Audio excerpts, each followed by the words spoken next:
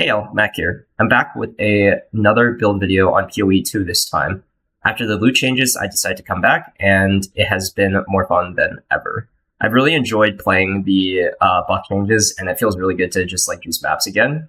And so I really needed a build besides Lightning Spear to, do these juice maps, because Lightning Spear, it's good and it's fun. And if I put more currency into it, I probably could have done juice maps no problem, but like, it kind of got old. So instead, I pivoted it to a Blood Mage, and this Blood Mage is playing Ember Fusillade with Wrath Globe and Trample Toe. So let me get into a little bit about how the build actually works. So our main clear with this build and juice maps is going to be through Trample Toe, which deals 36% overkill damage to enemies within 2 meters. And what this does is it creates a small AoE, and based on how much damage you did to your target when it dies, the oversplashing damage deals its damage to 2 meters around it. One critical note about this is it's scaled by Gainaz, and that is why you want this on your wands. And also, generally speaking, Gainaz is just very powerful.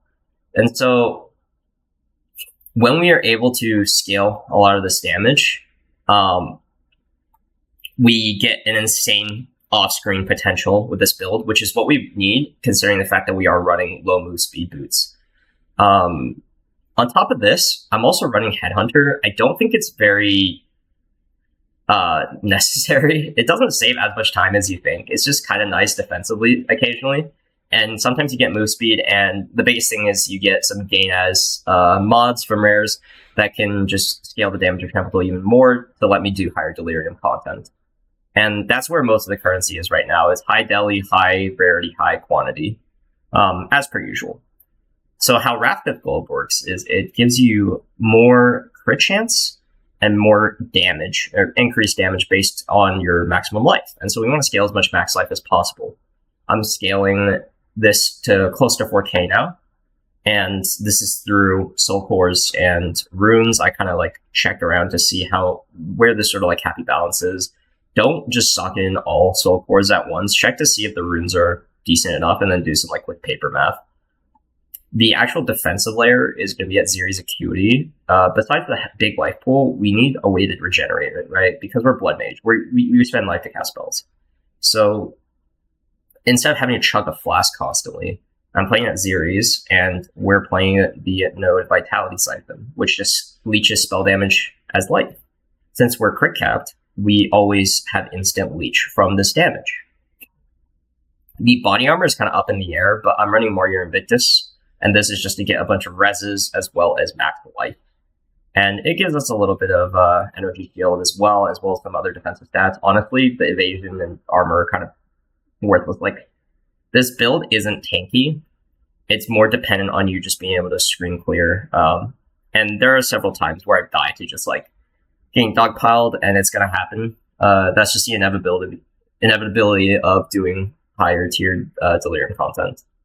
But you're basically just scaling as much Gainaz and plus spell as possible. And so I have a +3 amulet, +4 wand. I have a Prism of Belief with +3 to Ember Fusillade. So my Ember Fusillade is at 31 with Fire Mastery. You can get a Corrupted to get 32, which just ups the damage, but do keep in mind it also ups the cost as well.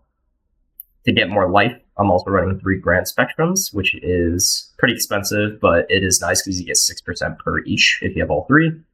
And this is a really big damage boost, is getting Throat Seeker on Megalomaniac. If for some reason Cooked is less expensive, then get that, but otherwise you can just either anoint Cooked or Throat Seeker on your amulet and get the other on the Megalomaniac. And getting some Recover Life on kill is nice for sustain. That's also why I'm running Cannibalism. It's just to sustain it during mapping, so I'm not have to really worried about life, and worst case scenario, I check a flask. Oroths is obviously going to be best, but like, you don't need Oroths. It rarely gets any guard anyways, because you have so much life. But yeah, you're just scaling a lot of crit damage. I think I'm at 515 right now, and I'm also getting some rarity on my gear, which is really nice for the current loot system. This build runs Blink and Time of Need for mapping, and so we're relying fully on Trample Toe to actually clear. And I'm running Cast on Crit for bossing. And Cast on Crit is going to be linked to a Meteor, with a bunch of just damage, single target damage. So if you'll see, if I miss with my Ember Fusillade, I can run out of life on bosses like I did in that Savannah. But if I don't miss with it, it'll always sustain enough life to keep chaining meteors. And if the boss is frozen, it's just going to one-shot the boss. It quite literally carpet bombs the boss, hence the name. But yeah, it's definitely something that is really fun to play and really fun to watch. I'm going to try and min-max a single target damage for like a T4Z one-shot. And that's going to be in the full showcase later on that I make. But I just wanted to make this quick it's like an update of this build. I'm going to play around with ES body armor to make the build tankier because it is having trouble surviving things like Sim, which I do want to be able to do Sim 4 on this build, and I think it is totally viable, especially with Headhunter. But I'll have to do some playing around. Either way, be expecting a build showcase potentially sometime next week, maybe later if I'm super busy with RL stuff. But yeah, till then, ciao.